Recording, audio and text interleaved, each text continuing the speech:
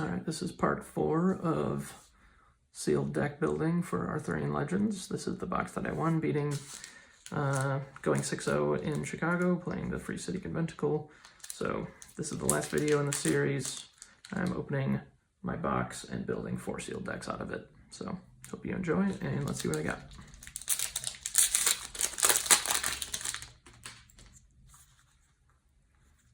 Okay, Valor, that's horrible. Alright. Nothing good here. Alright. Like, wow, what are the playable cards in this pack? Oh my gosh. Swindler Troop, Arc Lightning. That's it.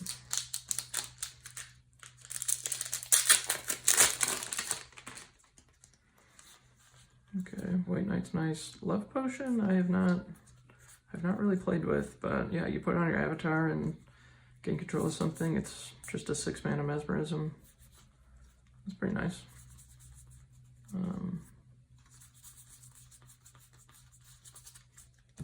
Trying to keep my eyes out for curios. It'd be sweet to open a curio. Ooh, Blunderbar. That is a really nice one too. Shameless Squire.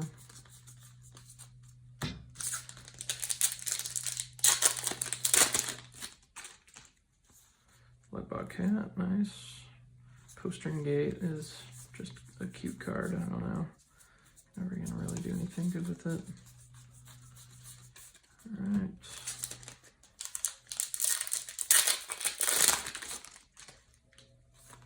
Pukas is good. Trigger Pump Pixies. All of these exceptionals are good. We got a duel. Arc Lightning. Band of Thieves. Swindler Troop. We got one more pack. Make it a Ring of Morrigan. Sylvan Splendor. Annual Fair. Love to see that. The Giant is really good. Faithless Squire. Oh. Well, I got my Merlin's Tower in the last video, so that's about it. All right, Earth, Fire, Water, Air, Sights.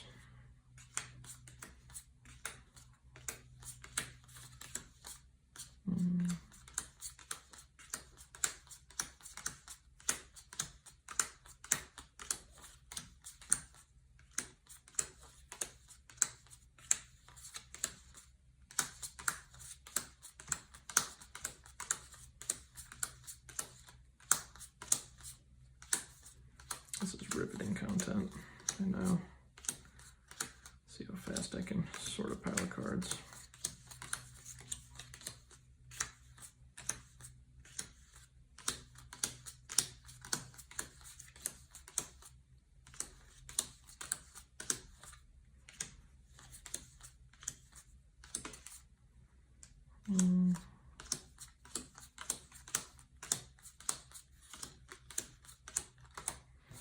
Okay, so we got our annual fair.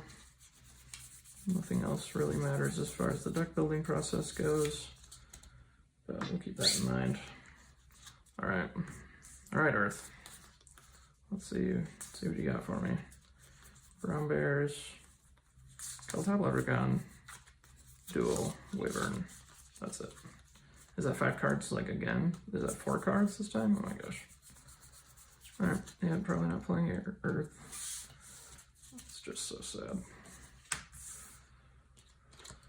White Knight is a card I would be happy to splash for, though. Okay. Thunderbore. Yeah. Castles Ablaze, obviously you just can't play that. There's just not enough sites that I can actually go on. Yeah. Alright, Fire. Looking pretty good as normal. Got 10 choice fire cards. Okay.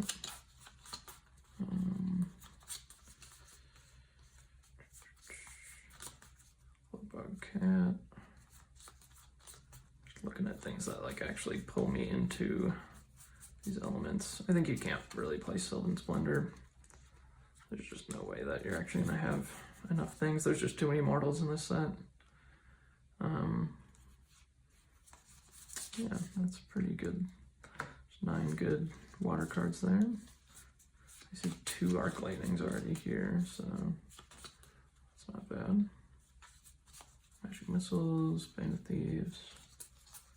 Yeah, okay. Well, it's better than Earth. You can say that. I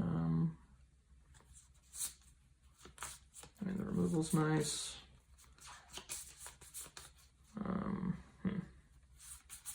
Yeah, I'm not too excited about this pile. And what was the bad stuff? Just like really generic kind of garbage.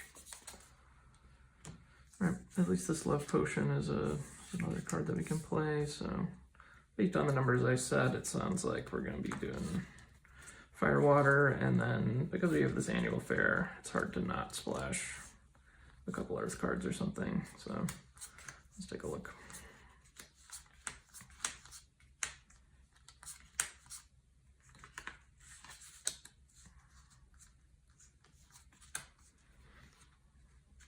Well, the curve is looking pretty nice so far. Actually got some 2s. Another harassing ruffians. Alright, just burning in Shadow Strike. I like Buka's a lot. I mean, it's got the same stat line as a lot of really bad cards, but Death Right, they discard a card is pretty sweet. It's even better that it's a random card. Alright. So this is 21, right? 20? Well, that's sad. We can't really splash our White Knight because we're not Earth or Air.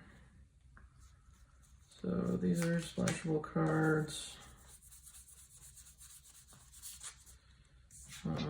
This is a splashable card. But then our other options are some of these.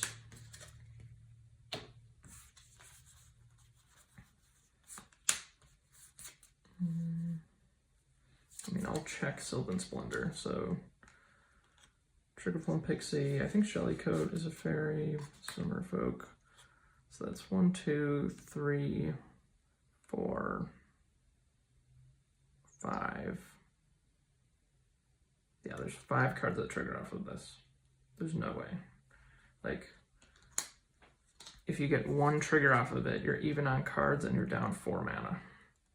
If you get 2 triggers off of it, you paid 4 mana to draw 2 cards, but you also had to wait probably multiple turns.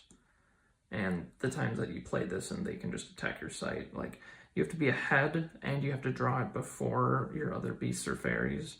There's just no way that you can play Sylvan Splendor.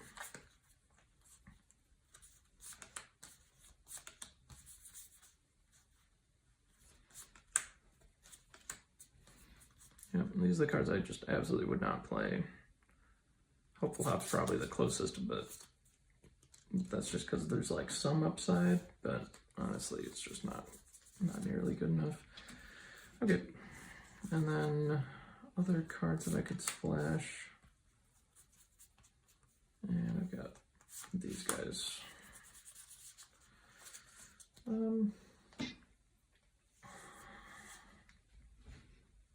Okay. I mean, we have an annual fair, so I'm not saying you should always splash when you have an annual fair, but you should probably splash when you have an annual fair. I'm at 20 cards. I could add 2 Castle Servants, some Magic Missiles, and Purple Knight. Earth isn't even good enough to splash for.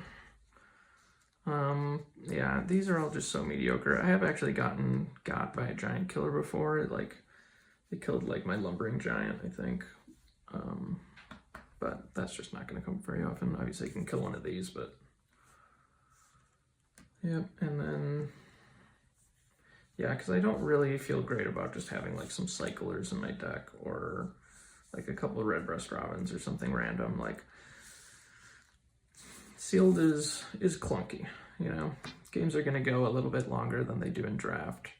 Decks are not going to be as streamlined. They're going to miss on their threshold because someone's going to be greedy and splash a third element that they shouldn't. Or, you know, maybe they should splash, but it's going to make their deck more clunky and slow. So then you can get away with splashing, and just having like more power in your deck is often worth splashing for. So let's take a look at what sites, because having 2 Castle Servants is actually pretty sweet. So we got Annual Fair. Okay. Let's just lay all of these things out.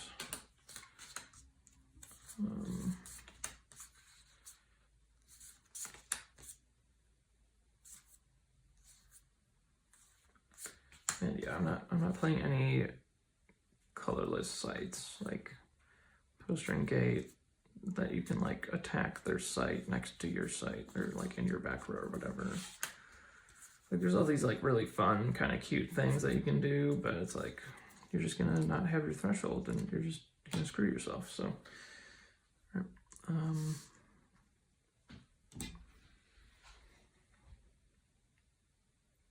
honestly, if I had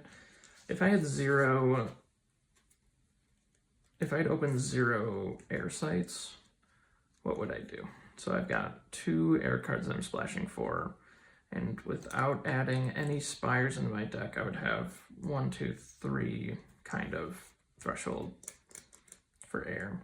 I kind of count this as maybe like 1, because for one thing, your deck is a lot bigger than your spellbook's a lot bigger than your Atlas, so you're going to draw these lists often, and then also you're just going to play them on turn 2 and attack into your opponent's stuff with them. Like you're not just going to sit there and not use them as a 2-power minion, so sometimes they're just going to get removed. So I would, yeah, maybe that's 1 threshold worth to have 2 of these Castle Servants. I would kind of opt that in as like, this is kind of like having 1 more air threshold in my Atlas. So in this situation, I'd probably still play 1 Spire, and then I would have however many else for I'd have 5 and 4, or well, I guess I would just do 5 and 5. Because I have these though, like Treetop Hideout is pretty powerful. I do like it more than Lookout. It just kind of makes me want to play maybe a second Treetop Hideout to get a little bit more utility out of my Atlas. But it's going to pretend on, or it's going to count on, it's going to hinge on how much threshold I need for the rest of my stuff. So I'm going to do my threshold count thing.